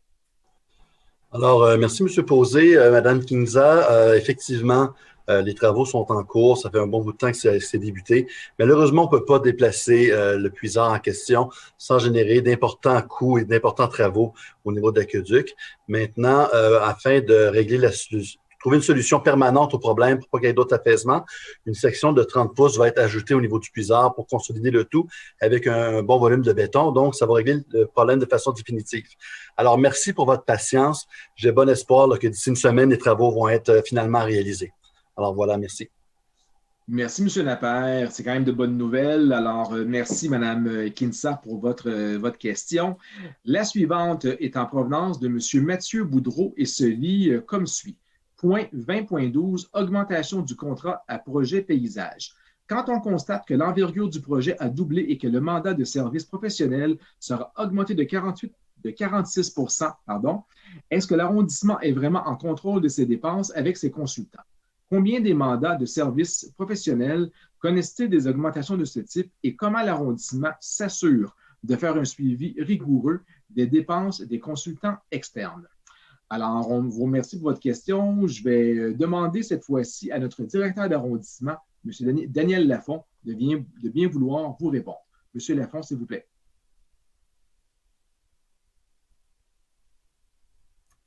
Excusez-moi, j'ai un petit problème avec ma souris. Donc, je laisserai la réponse à Mme Désiel qui se prendra en mesure pour vous donner un peu plus de détails. Merci. Oui, bonsoir, M. Boudreau. En fait, l'arrondissement connaît quand même certaines difficultés au niveau de son sous-sol, du fait qu'il y a eu quand même des remblais, des déchets. Alors, au niveau de ce parc, le parc Rosemont, il y a des demandes du ministère de l'Environnement au niveau de la gestion des biogaz. Donc, ce sont des demandes supplémentaires du ministère qui fait en sorte qu'on doit identifier des travaux pour venir gérer ces aspects environnementaux. Donc, c'est un accroissement du budget qui est normal par rapport aux ajustements qui doivent être réalisés par le consultant au niveau des plans et devis. Alors, voilà. Merci, Mme Désiel, M. Lafont, ainsi que M. Boudreau pour votre question. La prochaine est en provenance de Mme Marie-Josée L'Espérance et se lit comme suit. Demande pour un dégagement visuel supplémentaire à l'intersection 2e avenue Saint-Zotique, coin sud-ouest. Accroître la zone d'interdiction d'arrêt d'une automobile supplémentaire. Bien que le paragraphe 4 de l'article 386 du Code de la sécurité routière émette l'interdiction d'immobiliser un véhicule routier à moins de 5 mètres d'une intersection, cette disposition n'est pas suffisante quand une piste cyclable longe le trottoir. Lorsqu'une automobile est stationnée à la limite de la zone d'interdiction de 5 mètres, le dégagement visuel n'est pas suffisant en raison du recul forcé par la piste cyclable. C'est très hasardeux de voir si une voiture arrive de l'ouest. La zone d'interdiction d'arrêt supplémentaire pourrait aussi être uniquement en vigueur lorsque la piste cyclable est ouverte. En hiver, la place perdue en été pourrait être récupérée puisque les automobiles pourraient être stationnées le long du trottoir. Merci, Mme Espérance, pour votre question. Alors, je vais laisser ma collègue, Mme Watt, le soin de vous adresser une réponse. Mme Watt. Oui, bonjour. Merci pour la question et pour votre souci pour des déplacements sécuritaires, que ce soit dans ce cas-ci dans la voiture ou sur un vélo ou en fauteuil motorisé. Donc, bien sûr, chaque intersection, quand les pistes cyclables sont conçues et conçues par nos équipes, euh, il y a toujours cette attention particulière au dégagement de 5 mètres. Et là, ce que vous nous rapportez, c'est que dans ce cas-ci, le 5 mètres serait insuffisant pour avoir une bonne vue sur les risques puis les personnes à qui on doit faire attention. Donc, je propose qu'on fasse un suivi, voir s'il y a une attention particulière qui doit être portée. Et si c'est le cas, qu'on pourra communiquer avec vous. Donc, je vous remercie de nous avoir rapporté ces observations du terrain et du cas de cette intersection, de l'avoir amené porté à notre attention. Merci. Merci beaucoup, Mme Watt, et merci à Mme L'Espérance à nouveau. La prochaine question est en provenance de M. Sylvain Vallée et se lit comme suit. En référence de requête numéro que je ne nommerai pas, question du 6 avril 21, séance d'arrondissement Rosemont-Petite-Patrie, nous n'avons toujours eu aucun suivi de ce dossier. Débarcadère boulevard Saint-Laurent entre Beaubien et Saint-Zotique, côté Est. Nos démarches depuis 2018 et notre demande pour l'obtention d'un débarcadère ont été refusées par l'arrondissement. La demande doit venir du marchand, vice-versa, qui, dans notre cas, habite à l'extérieur de l'île de Montréal et non des citoyens riverains qui doivent vivre avec les problèmes engendrés par le flot de livraison quotidienne. L'argument principal du marchand est que sa porte avant est trop étroite pour recevoir les marchandises. Ce marchand a pourtant agrandi son commerce à 2 reprises, sans parler des agrandissements successifs de sa terrasse et l'ajout d'une cuisine commerciale et d'une cheminée extérieure qui débouche sur le toit au 3e étage. De plus, il existe un sentier asphalté dans le parc qui longe le commerce et donne accès à l'arrière. Les livreurs pourraient très bien l'emprunter. Souvent, l'hiver, les camions de livraison stationnent sur la rue Saint-Dominique car la ruelle n'est pas praticable et les livreurs parcourent une plus grande distance à pied pour se rendre chez vice-versa. Vous devez changer les règles et imposer un débarcadère à ce marchand.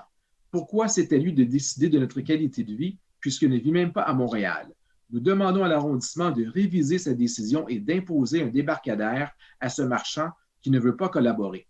Dans le cas d'une réponse négative, nous déposerons, bien avant les prochaines élections municipales, une pétition des 195 riverains avec lesquels nous avons de fréquents contacts dans le cadre de la transformation de notre ruelle en ruelle verte.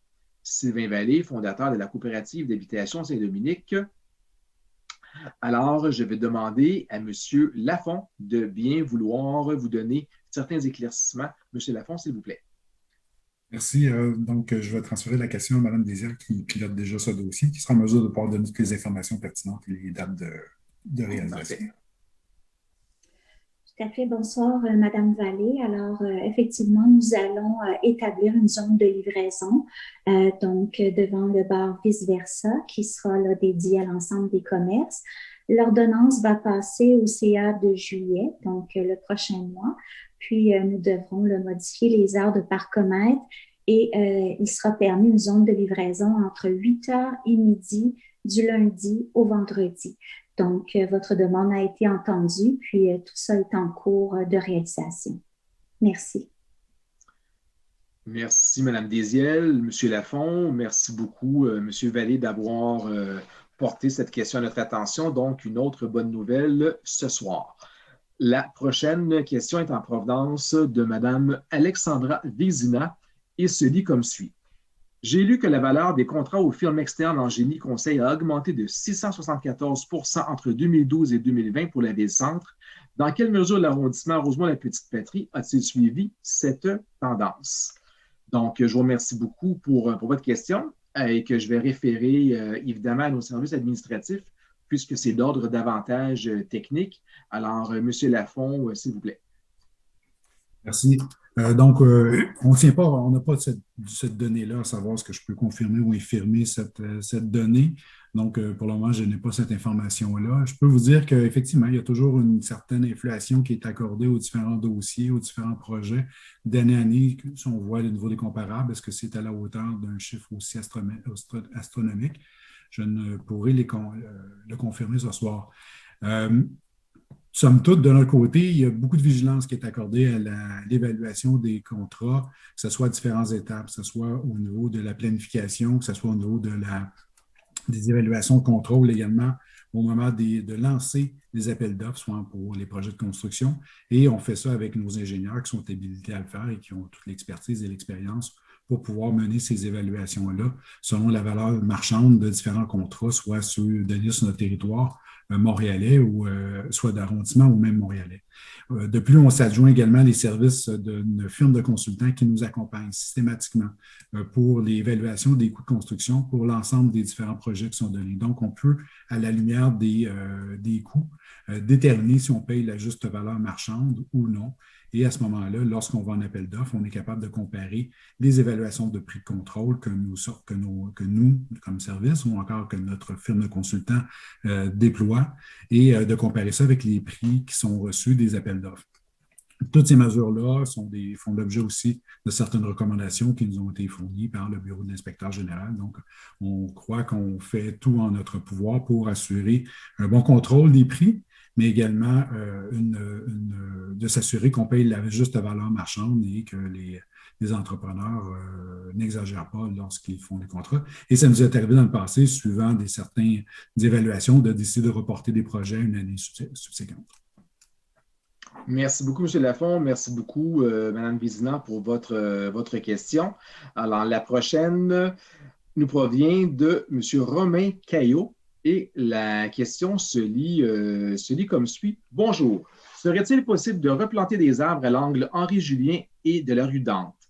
Plusieurs arbres ont été abattus de façon plus ou moins sauvage il y a quelques mois. La police avait été avisée à ce sujet par des voisins. Nous pourrons vous partager l'histoire à ce sujet si nécessaire. Nous sommes à proximité d'un CPE, 80 enfants, de l'école Saint-Édouard, et plus largement, le milieu de vie avoisinant pourraient tous de nouveau profiter de l'ombrage et l'agrément qu'apporteraient ces arbres avant leur abattage. Il permettrait notamment de réduire grandement l'îlot de chaleur généré à cet endroit et à proximité immédiate de la cour des enfants. Merci de votre appui pour que cette requête avance dans un délai rapide. Donc, je vais laisser la parole à mon collègue, M. Limoges, qui est votre conseiller de district. M. Limoges.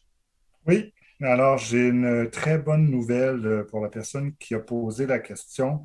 C'est qu'effectivement, les arbres seront replantés, mais pas avant d'avoir agrandi les fosses d'arbres, et ça devrait se faire cet été. Donc, une fois que les fosses d'arbres seront agrandies, les 4 arbres seront replantés dans des fosses plus grandes où ils vont pouvoir s'épanouir, ils vont pouvoir mieux s'épanouir, effectivement, et avoir une croissance plus rapide. Alors, ça devrait être fait d'ici la fin de l'été. Merci beaucoup, M. Limoges. Merci beaucoup, M. Caillot, pour votre question. La prochaine est en provenance de Mme Véronique Barry et se lit comme suit. Bonjour, nous avons une problématique d'herbe à poux sur la rue en bordure de la piste cyclable. L'arrondissement offre des plantes pour reprendre l'espace de l'herbe à poux et lutter contre celle-ci. Par contre, à notre niveau, il n'y a pas de banquette de plantation et l'herbe à poux pousse entre le trottoir et le pavage, séparant les carrés d'arbres. Nous voudrions donc faire enlever le pavage à ces endroits afin de créer des banquettes qui pourront être verdies et qui empêcheront l'herbe à poux d'y pousser. Merci beaucoup de votre question. Alors, je vais donner la parole à ma collègue, Mme Watt, qui a des éléments de réponse pour vous. Mme Watt. Bonjour, merci de la question. C'est justement grâce à des questions de citoyennes en conseil d'arrondissement lors d'une séance que Mme Gosselin a présidée que de fil en aiguille, on a commencé à faire des choses contre l'herbe à poux dans l'arrondissement. On a même remporté un prix récemment pour une telle initiative pilotée par nos équipes de développement durable et d'agriculture urbaine. Je crois, je dis ça comme ça parce qu'ils font souvent les deux.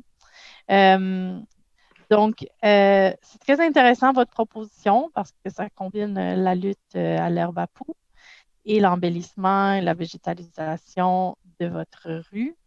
Je vous conseille de contacter Faites comme chez vous en premier lieu parce que Faites comme chez vous, c'est vraiment notre partenaire pour tout ce qui est verdissement du domaine public, là, comme ce que vous décrivez là, c'est le domaine public en collaboration avec les riverains et riveraines. Et puis, j'ai envie de vous dire aussi que de notre côté, on va regarder. De notre côté, je vais regarder ce qui est possible, puis je vais vous répondre par courriel, mais normalement, là, c'est vraiment avec Faites comme chez vous qu'on enlève de l'asphalte, par exemple, ou des choses comme ça pour planter.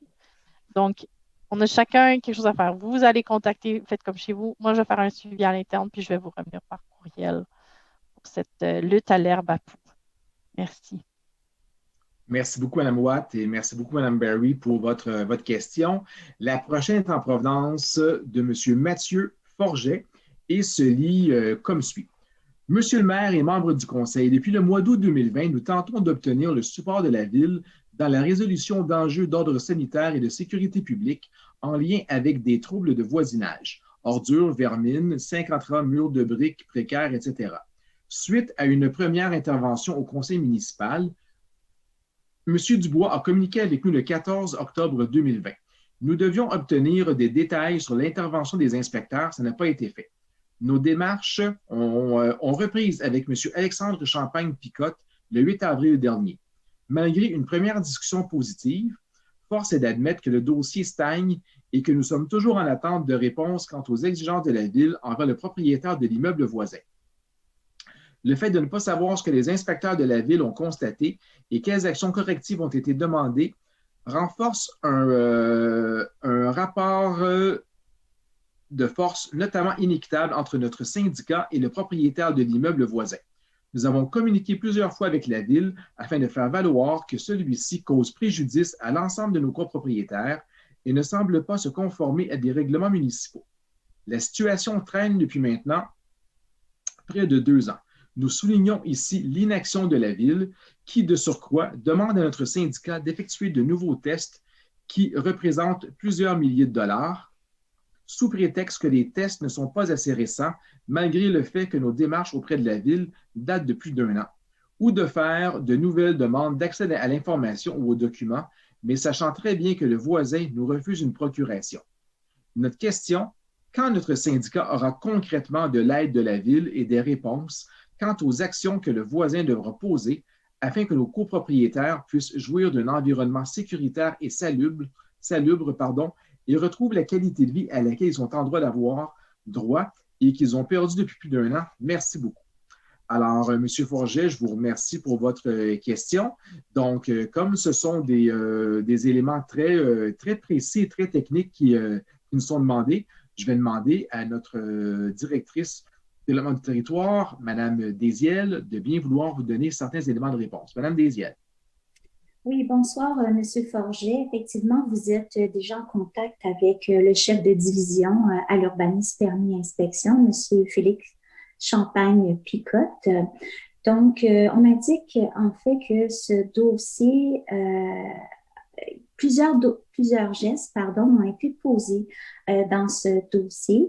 Nous avons reçu effectivement un rapport de l'exterminateur qui nous indique là, que l'adresse qui a été enquêtée ne contribue pas à la présence de cette vermine.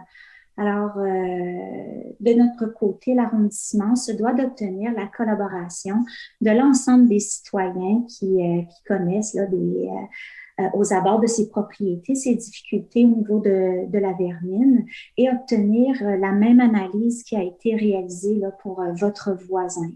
Alors, c'est important d'avoir votre collaboration et celle du voisinage également pour poursuivre justement et documenter davantage cette présence de vermine. Et pour le mur précaire que vous mentionnez, les travaux sont en cours et nous assurons également un suivi là, au niveau de l'inspectorat. Alors voilà, merci. Merci, Mme Désiel, votre réponse. Merci beaucoup, M. Forget, pour votre question. La prochaine est en provenance de Mme Michèle Bellil et se lit comme suit. Bonjour, je dois régulièrement circuler sur Christophe Colomb. Il y a actuellement plusieurs panneaux de signalisation qui portent à confusion dans le coin de la rue Saint-Zotique. Il ne semble pas y avoir d'activité sur le chantier. Je trouve le secteur très dangereux et j'aimerais savoir dans combien de temps on reviendra à la normale et quelles seront les mesures prises pour corriger la situation actuelle. Merci beaucoup pour votre question. Donc, je vais laisser la parole à mon collègue, M. François Limoges. Oui, bien, je vais renvoyer, puisque c'est une question assez technique, là, je vais renvoyer la question à nos services de la direction de l'aménagement et des études techniques. Bien. Oui, donc bonsoir. Nous avons 3 questions qui concernent effectivement ces travaux. Alors, ce sont des travaux de réhabilitation d'aqueduc de la Ville-Centre, donc un contrat qui est géré là, par la Ville-Centre et un entrepreneur externe. Alors, nous n'avons pas nécessairement d'emprise sur l'arrêt ou la poursuite des travaux. Ce que nous allons faire, c'est communiquer avec le surveillant pour saisir davantage l'échéancier et pourquoi, pour l'instant, les travaux sont en suspens. Nous allons également regarder le volet sécuritaire pour la signalisation et on pourra donner un suivi. On pourra demander aux services centraux de contacter en fait les 3 citoyens. Puis également, vous pouvez regarder sur Info Travaux pour avoir un peu plus d'informations sur ces interventions. Merci. Merci, Mme Désiel, pour ces réponses précises. Merci, M. Limoges. Et également, Mme Bellil, merci d'avoir porté cette question à notre attention. La prochaine est en provenance de M. Marc Tremblay et se lit comme suit. Bonjour, j'ai trouvé sur Reddit la raison pour laquelle les travaux étaient arrêtés. Il aurait été bien que j'apprenne plus tôt par l'arrondissement. Serait-il possible d'améliorer les communications avec les citoyens et quand croyez-vous que les travaux vont se poursuivre car les entraves sont importantes présentement et encombrantes? Merci. Alors, une fois de plus, comme c'est dans le district de mon collègue Limoges, je vais donner la parole à M. Limoges pour des éléments de réponse. Allez-y. Oui, ben je vais effectivement, c'est un gros chantier. Je vais retourner la question encore à nos études techniques parce que c'est un chantier du service des services centraux et effectivement, ça serait de voir l'état de situation qui a été donné à nos services là récemment. Alors, peut-être, Mme Désiel, si vous pouviez nous éclairer. Oui, c'est vraiment le même dossier que la question précédente. Donc, ce sont les travaux de réhabilitation d'aqueduc de la Ville-Centre. Donc, vraiment, c'est la Ville-Centre qui est en charge et émet les avis de communication dans ce dossier. Donc, on va communiquer une fois plus avec la Ville-Centre pour leur partager les commentaires qu'on a reçus ce soir par rapport à ce dossier. Merci beaucoup, Mme Désiel. Merci, M. Limoges. Et merci également, M. Tremblay, pour votre question. La prochaine est en provenance de Mme Anne-Renée Laberge et se lit comme suit. Bonjour. Avec la nouvelle voie réservée sur Bélanger, les places de stationnement sont encore plus rares dans notre secteur et votre collègue, Mme Drouin, m'avait dit en mars que 3 places de stationnement seraient ajoutées sur la 26e avenue côté Est. Avez-vous une idée des délais? Et avec le centre d'achat qui quitte en novembre, serait-il envisageable de voir pour une entente avec la STM pour que les citoyens des 23e et 26e avenues puissent se stationner dans le grand stationnement? Il est bien ironique de manquer de places de stationnement dans le quartier quand nous avons un immense stationnement juste à côté qui est occupé à 30 % de sa capacité. Merci beaucoup. Alors d'abord, Mme Laberge, je vous remercie beaucoup d'avoir porté votre préoccupation à notre attention. Donc, dans le dossier du centre d'achat Boulevard, ce que nous savons et que je peux vous indiquer, c'est qu'il y a beaucoup de discussions qui sont en cours dans ce dossier-là entre la STM et la Ville de Montréal notamment. Et évidemment, c'est un dossier qu'on suit de très près en arrondissement puisque même si le centre d'achat Boulevard n'est pas, le territoire de Rosemont-la-Petite-Patrie, hein, il est vraiment là à la frontière entre Saint-Michel et Saint-Léonard. Ça a quand même des impacts sur les résidents et les résidentes de notre territoire de Rosemont-la-Petite-Patrie. notamment dans l'est de Rosemont. Et donc, c'est un dossier qu'on suit avec beaucoup d'attention. Ceci étant dit, on va quand même communiquer avec vous pour vous mettre en lien avec les intervenants et les intervenantes du SRB P9. Donc, c'est un chantier de la STM. Ils peuvent également peut-être aussi vous donner d'autres éléments d'information de leur côté que nous n'avons peut-être pas en notre possession. Donc, en espérant que sont des éléments de réponse qui vous conviennent, je vous souhaite une bonne soirée. Merci pour votre question. La prochaine question est en provenance de M. Antonio Di Marcantonio. J'espère avoir bien prononcé. Alors, la question se lit comme suit. Comment se fait-il que les travaux sont arrêtés sur la rue Bélanger? Donc, M. Limoges, auriez-vous une réponse pour notre citoyen, s'il vous plaît? Ben, une réponse précise, non, mais la réponse que je soupçonne, c'est qu'effectivement, il y a présentement des moyens de pression d'un certain nombre professionnel à la Ville de Montréal et ça fait que certains chantiers sont arrêtés. Alors, il faudra vérifier si c'est le cas, mais c'est probablement le cas devant chez vous les moyens de pression, des moyens de pression syndicaux ralentissent ou arrêtent le chantier. Merci, M. Limoges, pour votre réponse et merci beaucoup, M. Di Marcantonio, pour votre question. La prochaine question est en provenance de M. Michael Sévigny et se lit comme suit. Question en 2 temps. A.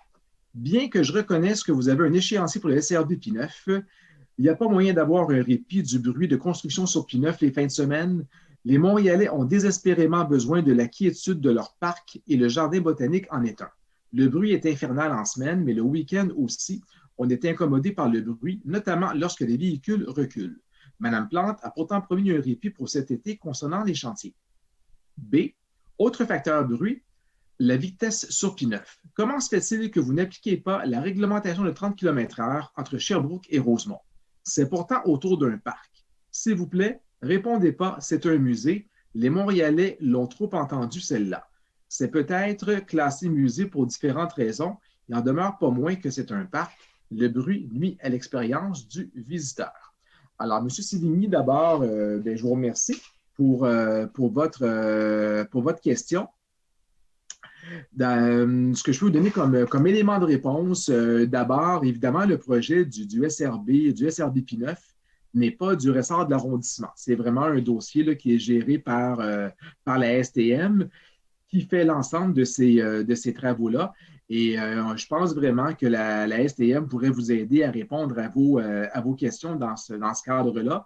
Et donc, un peu comme je l'ai répondu pour le citoyen précédent, on va vous mettre en contact avec les intervenantes et intervenants du dossier du SRB P9 et on prend bonne note de vos commentaires pour que nos services puissent partager vos préoccupations lors des prochaines rencontres qui sont prévues avec les représentantes et les représentants de la STM pour être sûr de bien porter vos inquiétudes.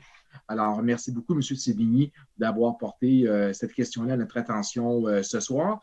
Ceci met fin à la période de questions du public. On a épuisé l'ensemble des 32 questions qui étaient portées à notre attention ce soir. Alors, avant de laisser la parole à M. Saint-Laurent, je vais quand même prendre le temps de remercier toutes et tous les citoyens et citoyennes qui sont adressés à nous ce soir pour vos questions. C'est toujours très apprécié de vous lire, de vous entendre et également de vous répondre. Donc, M. Saint-Laurent, je vais vous donner la parole pour la poursuite de l'ordre du jour, s'il vous plaît. Merci. 20.01, approuver une convention avec l'organisme Art Souterrain, octroyer une contribution financière de 15 000 $. Je propose, appuyé par Mme Gosselin. C'est adopté. 20.02, ratifier une convention de contribution financière avec l'organisme La Maisonnette des parents pour la réalisation du projet Camp Parents Enfants 0-5 ans pour l'année 2021, octroyer une contribution financière de 1 200 $. Je propose, secondé par Mme Watt. C'est adopté. 20.03, approuver trois ententes avec les organismes Services des loisirs Angus Bourbonnière, les loisirs du Centre Père Marquette Incorporé et GAEB Groupe Uni des éducateurs naturalistes et professionnels en environnement pour la réalisation de projets d'occupation de milieux estivales dans 3 parcs qui se dérouleront au cours des étés 2021 et 2022, contribution financière totalisant 106 000 $. Oui, je propose, secondé par Mme Watt. C'est adopté. 20.04. Accorder un soutien financier totalisant la somme de 120 000 pour les années 2021-2022 à deux organismes. Approuver les deux projets de convention à cet effet.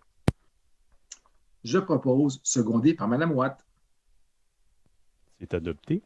20.05, autoriser une convention de contribution financière avec l'organisme L'Ange Bleu, octroyer une contribution financière maximale de 60 077 toutes taxes incluses, afin de soutenir la gestion d'un programme de subvention à l'utilisation de couches lavables et de produits menstruels durables. Je propose, secondé par Mme Watt. C'est adopté. 20.06, autoriser une convention de contribution financière avec l'organisme Biquette Éco-Pâturage, octroyer une contribution financière de 20 000 en 2021 et 20 000 en 2022 à l'organisme afin de réaliser son projet Le Repère de Biquette, autoriser l'occupation temporaire du domaine public au parc Maisonneuve de juin 2021 à septembre 2022. J'aimerais simplement noter ma dissidence. Merci. Merci, Mme Watt. Alors, je vais proposer ce dossier-là, secondé par ma collègue, Mme Gosselin.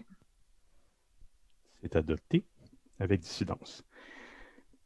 20.07, approuver les conventions de contribution financière avec deux tables de concertation de l'arrondissement, octroyer à chacune d'elles une contribution financière respectivement de 29 833 et 32 893 $.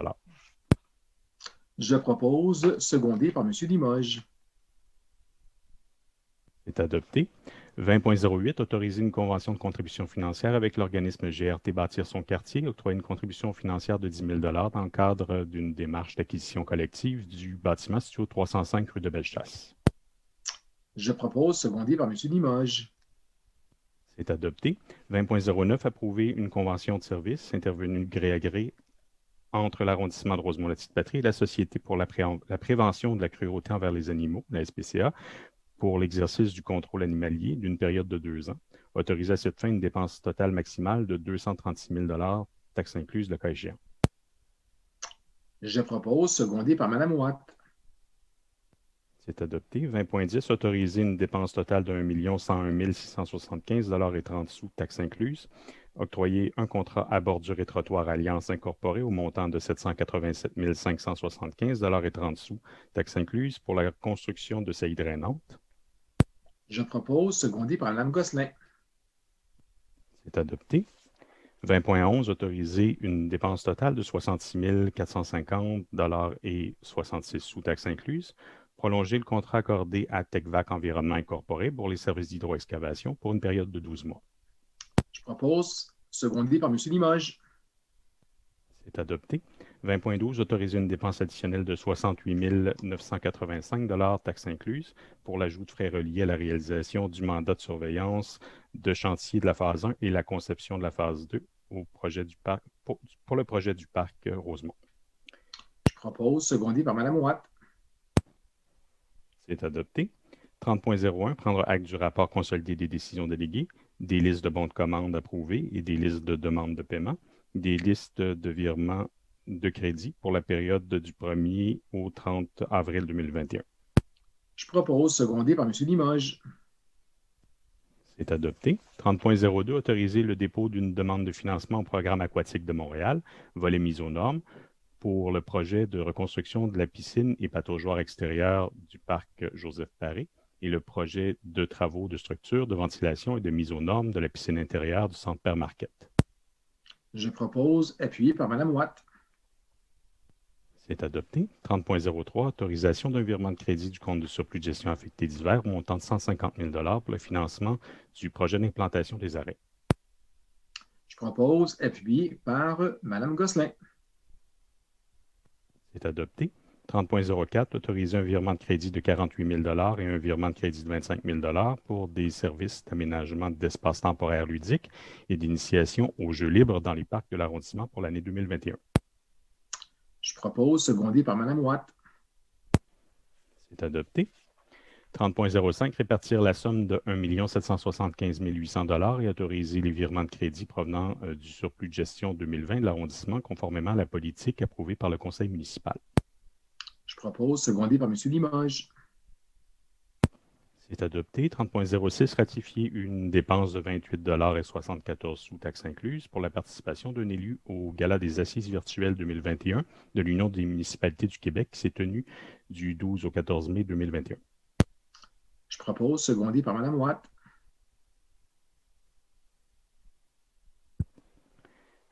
C'est adopté. 30.07, prendre acte du rapport du maire sur la situation financière 2021 de l'arrondissement de Rosemont-la-Petite-Patrie. Je propose, appuyé par M. Limoges. C'est adopté. 40.01, dicter une ordonnance élargie relative à la programmation d'animations diverses entre le 1er juillet et le 31 décembre 2021. Je propose, appuyé par Mme Gosselin. C'est adopté. 40.02, édicter 6 ordonnances relatives à la programmation d'événements publics. Je propose, secondé par Mme Gosselin. C'est adopté. 40.03, édicter une ordonnance autorisant l'installation d'enseignes publicitaires dans les secteurs commerciaux de la SDC Promenade Masson, de la SDC de la Plaza Saint-Hubert et de la SDC de la Petite Italie et du marché Jean Talon dans le cadre de l'événement réseau îlot d'été. Je propose, secondé par Mme Gosselin. C'est adopté. 40.04, édicter une ordonnance établissement des aménagements cyclables sur la rue Saint-Zotique entre l'avenue Christophe-Colomb et l'avenue de Lorimier, sur la rue Saint-Hubert entre le viaduc des Carrières et la rue de Bellechasse et sur le boulevard Rosemont entre l'avenue de Châteaubriand et la rue Saint-Hubert. Je propose, secondé par M. Limoges. C'est adopté. 40.05, édicter une ordonnance afin d'interdire la circulation des véhicules routiers à 2 accès de la ruelle localisée à l'est de la 26e avenue entre Saint-Zotique et Bélanger. Je propose, secondé par Mme Gosselin. C'est adopté. 40.06, édicter une ordonnance réduisant la limite de vitesse prescrite de 40 km/h à 30 km/h sur la rue Viau entre les rues Beaubien-Est et Bélanger aux abords de l'école Alphonse Desjardins. Je propose, secondé par M. Limoges.